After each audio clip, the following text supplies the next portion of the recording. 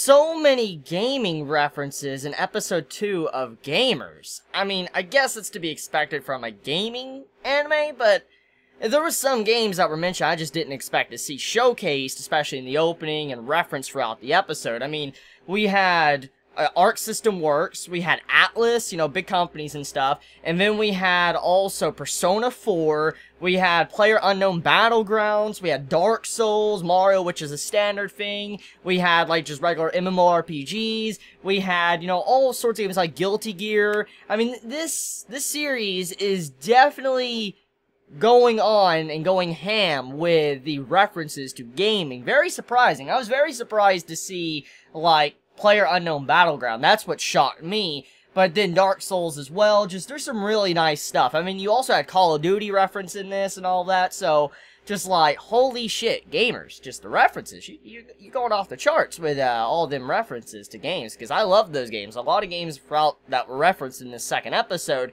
I truly love to play. And I played in the past. If I don't play now, I played in the past. And I had a lot of fun playing them. But, besides that, though, let's talk about the big importance of this episode. One of my favorite moments of episode 2, and that is the ending sequence. When the support male character finds out why his girlfriend fell in love with him, like what she saw in him, why she loved him, that moment was so cute.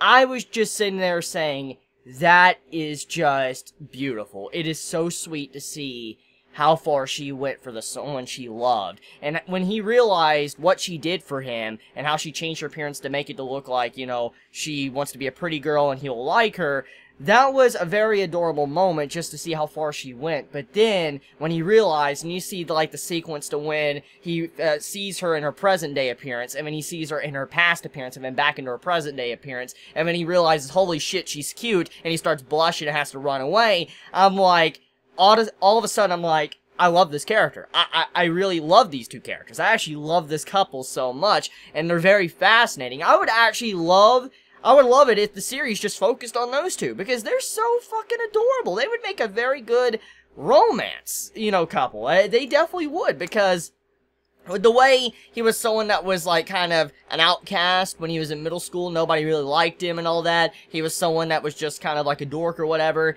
and then eventually he changed his hairstyle when he went into, you know, high school. He changed his appearance, he looked more handsome and all that.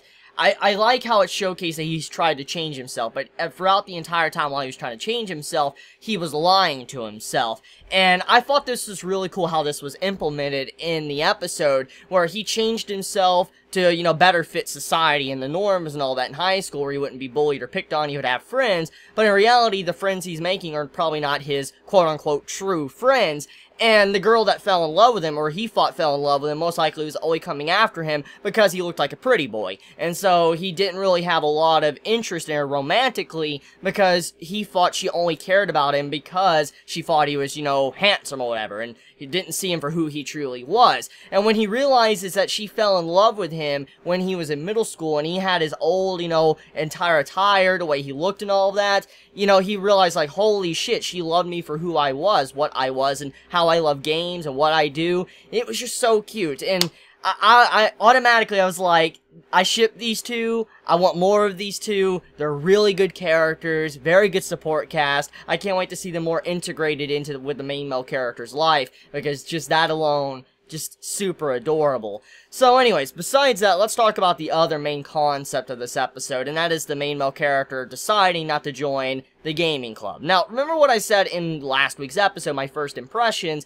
that the main male character, he denied joining the gaming club twice. Not once, twice. And it was a very ballsy move from a main male character to do something like that, because normally in these type of series, either A, the character is being recruited to make sure the club can stay afloat and it won't get canceled, or the main male character joins because of a pretty girl or something. And that's what I thought it was going to do. I figured that was the path of the story, but as we all found out, that was not what we expected, for instance, with the ending conclusion of last week's episode, because it was completely different. And so with episode 2, I expected the main male character to probably join the club now, because now after the first episode, I figured he was going to join it now because of episode 2. The conflict will get out of the way, and then he will join. But once again, the main male character still did not join the gaming club, which, once again, very surprised about this. series has surprised me twice now with the outcome of what it's done when it handles the main male character and his decision to either not join or join the club. And in this case, in this episode, even though he doesn't want to join, he still defends it. He defended their way of playing games, what they want to do. Even though he doesn't personally enjoy, like, their perspective on gaming, he defended them for their opinion on what they like. And I thought that was a really nice moment in this episode when he had the support male character. It looked like he was about to kill the man, which, holy shit, that man was going savage mode. But he was just saying what he wanted to say and how he felt and all that, and how he was exposed. Like, this dude, you know, exposed him for what he was and what he was doing, but at the same time, though, he's like, it's just how I am, that's how I am, and it was a great moment to kind of showcase the type of person our MC is, but also our support character, too. So it wasn't just the support character getting characterization or development, it was also the main male character, too, throughout this episode. So, just the series, gamers, it's really surpassing my expectations. It's definitely a good show to watch so far. I didn't think I would actually enjoy it as much as I'm enjoying it right now. I don't think it's the best show from the season, but it's definitely something that is worth a watch on a Thursday, definitely, because it's fun. It's fun, and it has unique things about it that you don't normally see. Now, there is one thing about this episode that either will make or break it for you, and that is the main female character. I think her name is, Tendo? I think that's how you say it. I think her name is, like, Tendo. If I'm saying her name wrong, or if that isn't her name, forgive me. But the main female character, she, wow, her personality is, very unexpected in a way, because I figured she was going to be, like, I knew she was probably in love with the MC, okay? That was kind of obvious with the first episode, and, you know, the reaction she had at the end, but I didn't think she would be that all over the main male character in terms of personality, because, I mean, when you look at her character, how it was established in the first episode, she was someone that was very mature, someone that can have a lot of composure, she was able to just, you know, act like someone that was very mature in any situation, and it was interesting when she did act different when she was with the MC, but the way she changed in this episode, it was a radical shift in her character, and in some ways it's very confusing because I don't know if that's being used as rushed character development because she's like developing too fast and she fell in love with the main male character like that because of the last week's episode, or if she's always loved him, she's always been like this, and it's just been behind the scenes. Regardless though, I feel like what's gonna make or break this episode for some is gonna be the main female character because of her personality shift from the first episode to this episode. Now don't get me wrong, I love romance. I'm actually on the side that actually enjoys it. I love romance series, I love, you know, characters like that, but I could see why some might not like that because just how the radical the shift in personality was from first episode to second episode.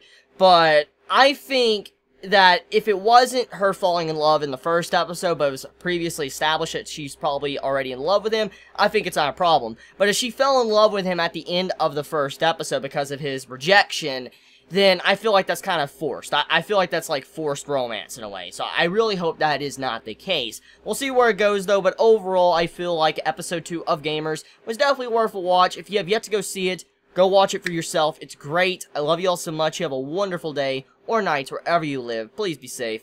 Chibi out.